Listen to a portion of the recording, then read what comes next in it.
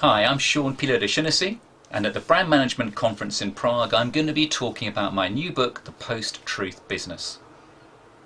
Since I set up as a consultant nearly 20 years ago, I've worked for brands around the world. In terms of conferences, I've spoken at events ranging from Tokyo to Melbourne to Istanbul to Casablanca, Stockholm, London, Paris, New York and San Francisco. And what I tend to talk about at these events is this issue of trust and truth. Just why it is that we've seen such a calamitous collapse in trust across a whole range of sectors over the last few years. So my book, The Post-Truth Business, How to Rebuild Brand Authenticity in a Distrusting World, looks into a range of case histories from the point of view of brands that are doing things really, really well and show us a way forward, to other examples of brands that have done things really badly that basically serve as a warning to people in terms of what they shouldn't be doing.